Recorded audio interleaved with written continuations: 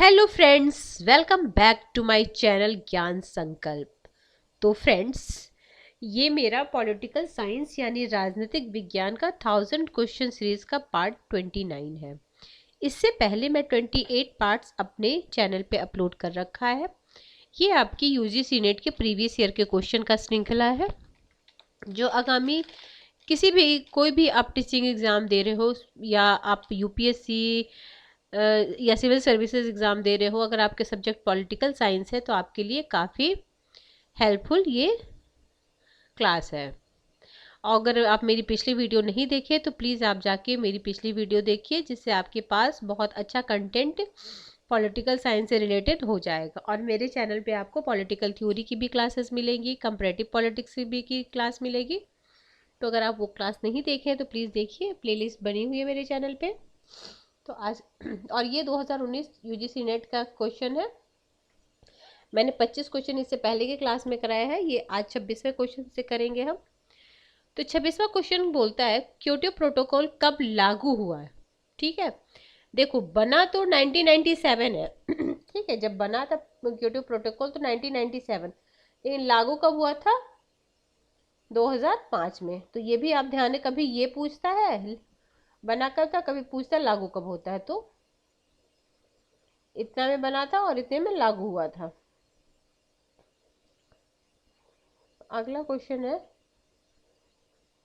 अंतरराष्ट्रीय श्रम संगठन किस वर्ष संयुक्त राष्ट्र संघ की विशिष्ट एजेंसी बनी? तो 1946 में।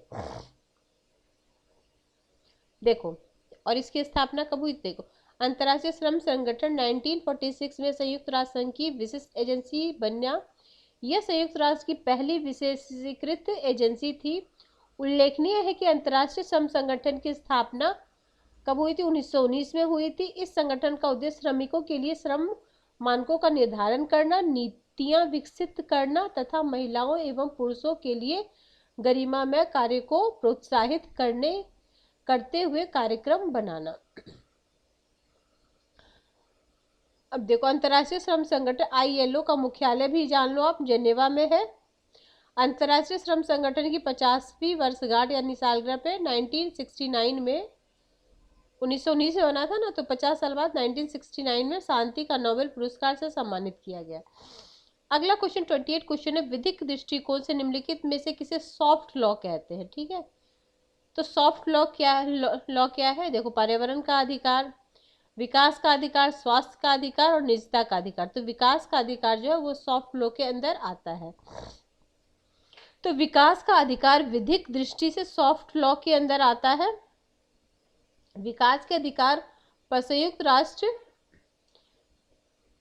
को सॉफ्ट लॉ के तहत माना जाता है। यह घोषणा पत्र में संयुक्त राष्ट्र महासंघ ने 1986 में अपनाया था। विकास के अधिकार के मूलभूत सिद्धांत इस प्रकार हैं। यह अधिकार लोगों के अपने प्राकृतिक संसाधनों पर पूर्ण प्रभुत्व के अभिन्न अधिकार को स्वीकारता है। यह विकास हेतु समान अवसर को स्वीकार करता है, जो व्यक्ति एवं राष्ट्र दोनों के लिए लाभपूर्ण है। यह भेदभाव के बिना निष्पक्ष रूप से विकास के अधिकार पर आधारित प्रणाली को अपनाता है। 1998 में संयुक्त राष्ट्र मानवाधिकार आयोग की सिफारिश के आधार पर आर्थिक एवं सामाजिक परिषद ने एक अनुवर्ती प्रणाली का रूप देते हुए एक कार्यदल का गठन किया। यह कार्यदल अपनी वार्षिक बैठक में विकास के अधिकार को साकार करने में सदस्य देशों के प्रयास और उपलब्धियों की समीक्षा करता है। संयुक्त राष्ट्रीय मानवाधिकार उच्चायुक्त UN high commission professor Arjun Sen ने विचार विमर्श के लिए तथा विकास के अधिकार को कार्यान्वयन हेतु न्याय अन्य सिफारिशों को कार्यदल के प्रत्येक सत्र में प्रस्तुत किया। यूनेस्को की स्थापना कब हुई थी? तो यूनेस्को की स्थापना 1945 में हुई थी। देखो, स्थापना हुई थी 1945 में। भारत ने यूनेस्को की सदस्यता 1946 में ली। यूनेस्को की पहली बैठक 19 के मध्य हुई। 1919 में इजराइल ने यूनेस्को की सदस्यता छोड़ दी। ठीक है। यूनेस्को के संविधान पर हस्ताक्षर 16 नवंबर 1945 को किया गया था। 4 नवंबर इतना को प्रभावी हुआ। मतलब देखो बन गया ये 45 में, लेकिन प्रभावी हुआ ये 1946 में। निम्नलिखित में से किस तिथि को संयुक्त राष्ट्र मानवाधिकार परिषद का सदस्य बना? तो ये आपको 1 जनवरी 1919 को बना। कौन सा? भारत संयुक्त राष्ट्र मानव अधिकार परिषद का सदस्य। इसके बारे में थोड़ा मैं बताती हूँ आपको। देखो 1 जनवरी 2019 को भारत संयुक्त राष्ट्र मानवाधिकार परिषद का सदस्य बना। उल्लेखनीय है कि संयुक्त राष्ट्र मानवाधिकार परिषद United nation human rights council का गठन संयुक्त राष्ट्र महासभा द्वारा 15 मार्च 2006 को प्रस्तावित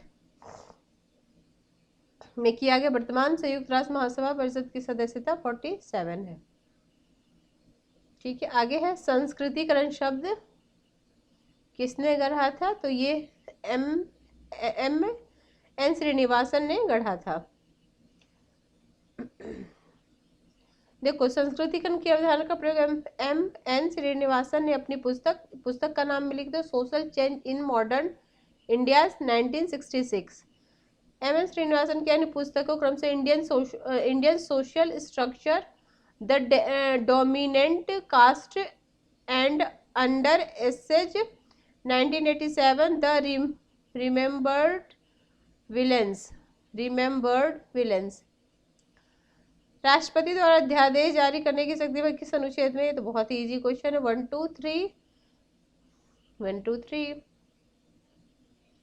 मतलब 123। संयुक्त राष्ट्र देखो राष्ट्रपति की शक्तियों के संबंध में निम्नलिखित कथनों कौन सा कथन सही है? सही पूछ रहा है। ठीक है, वे क्षेत्रीय परिषद की बैठक की अध्यक्षता करता है? नहीं।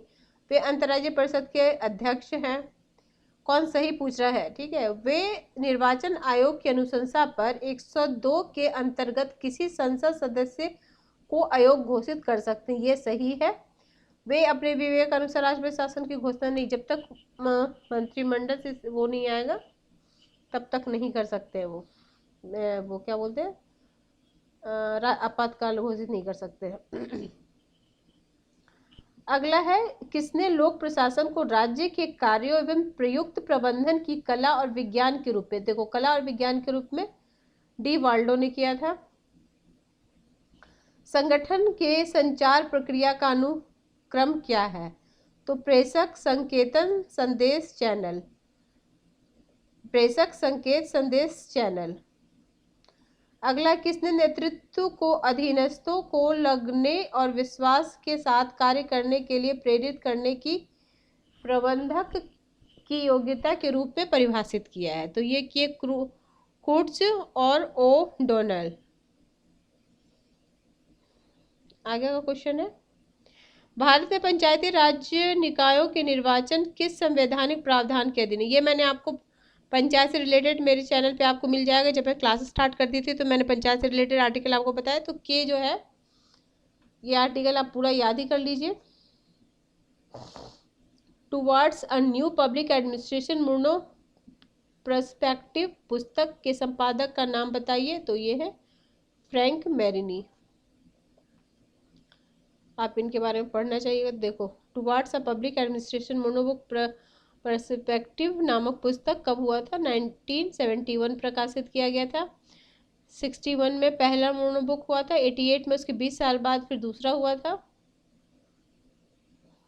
आप एक बार पढ़ लेना ये। अब है देखो कौन सा ग्राम सभा के गठन से संबंधित है? देखो एक ही में 2 क्वेश्चन पूछ लिया ग्राम सभा से। 243A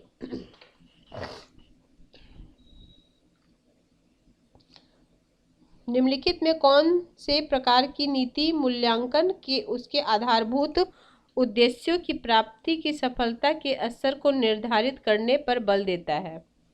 तो कार्यक्रम प्रभाव मूल्यांकन।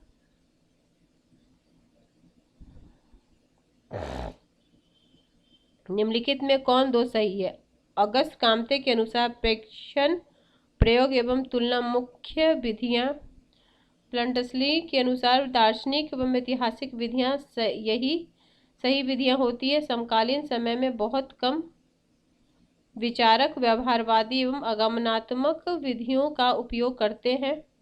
जॉन रॉल्स ने निगमनात्मक एवं ग्रही विधियों का उपयोग किया था। तो ऑप्शन 1 2 सही है।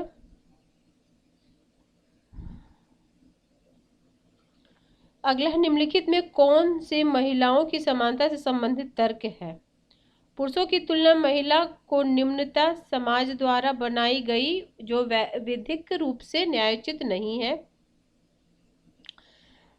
मुक्ति एवं समानता के सिद्धांत महिलाओं की स्थिति पर लागू न होकर विरोधाभासी है। फिर है महिला प्रकृति रूप से पुरुषों से भिन्न है। महिला असमानता बनी है क्योंकि उसमें न्यायोचित ठहराया गया। तो ये तो होगा ही नहीं, फोर्थ तो पहले ही काट दो, तो ये कट गया। महिला प्रकृति रूप से पुरुषों से भिन्न है, तो सही विकल्प इसका आंसर दिया था फर्स्ट और सेकंड। यूजीसी नेट ने इसका आंसर फर्स्ट एंड सेकंड दिया था। अगला क्वेश्चन है निम्नलिखित में कौन सा युग्म सही ढंग से सम्मिलित है? जॉन रॉल्स समतावादी, प्लेटो आदर्शवादी, मैन, ये तो नहीं होंगे ना। देखो ये दोनों हटा दो तो फर्स्ट एंड सेकंड हो जाएगा, ये दोनों।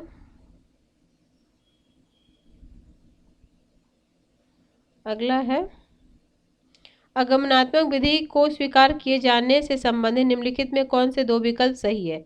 तो आगमनात्मक, तो सबसे पहले ये नहीं होगा, फर्स्ट नहीं होगा क्योंकि ये निगमनात्मक थे। तो अगर फर्स्ट नहीं होगा तो ये नहीं होगा, ये नहीं होगा। आपको आता है नहीं आता ये नहीं पता, लेकिन कौन सा नहीं है वो एलिमिनेट। देखो बहुत सारे क्वेश्चन आपको एलिमिनेशन के मेथड से ही सही होगा, जरूरी नहीं है। इसमें हो सकता है आपको आता हो, नहीं भी आता हो, लेकिन आपको ये पता है प्लेटो और अरस्तु कह रहे कि अरस्तु का आगमनात्मक था और प्लेटो का निगमनात्मक था।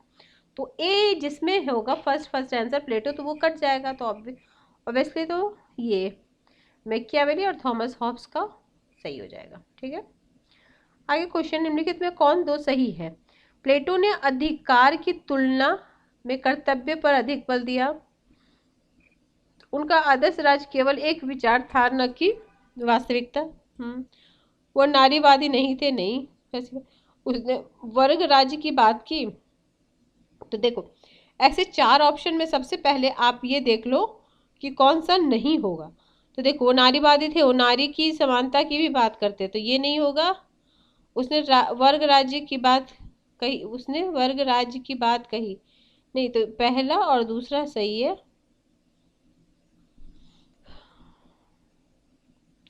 आगे निम्नलिखित में कौन से लेखक इटली के थे? तो इटली के थे आपको पेरेटो और मोस्का।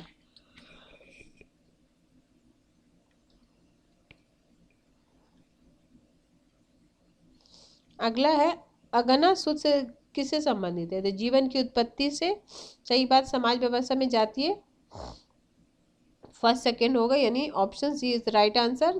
धर्मनिरपेक्षता की उत्पत्ति नहीं, ये नहीं था। आगे है राम मनोहर लोहिया किसके विरोधी थे? तो राम मनोहर लोहिया तुम्हारे किसके विरोधी थे? तो पहला और दूसरा, यानी आपके पूंजीवादी और साम्यवादी, समाजवादी और शक्ति के विकेंद्रीकरण की बात करते थे। तो फर्स्ट एंड सेकंड। 49 है निर्वाचन आयोग के बारे में कौन से अभिकथन सही है? उनकी नियुक्ति राष्ट्रपति द्वारा की जाती है। उन्हें वैसे ही सर्वोच्च न्यायालय के न्यायाधीशों, उन्हें इसका 1 2 नहीं होगा, ये नहीं होगा, बाकी ये और फर्स्ट सेकंड फोर्थ हो जाएगा। सेकंड हटा दो। क्वेश्चन नंबर 50 है राज्य की परिभाषा के बारे में कौन सा सही है? यह एक ऐसा राज्य होता है जो अपने नागरिकों को विस्तृत स्तर पर सामाजिक सेवाएं उपलब्ध कराता है।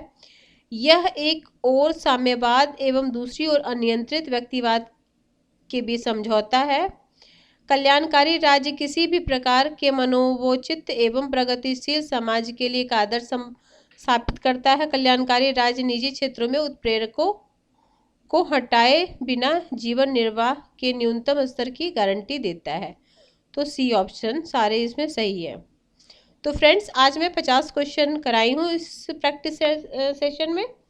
आगे का क्वेश्चन मैं नेक्स्ट क्लास में लेके आऊँगी। अगर आपको किसी वजह से ये क्लास हेल्पफुल लग रही है तो प्लीज़ आप मेरे चैनल को सब्सक्राइब कीजिए, अपने फ्रेंड में शेयर कीजिए और मेरे वीडियो को लाइक कीजिए। Till then bye bye, see you in next video.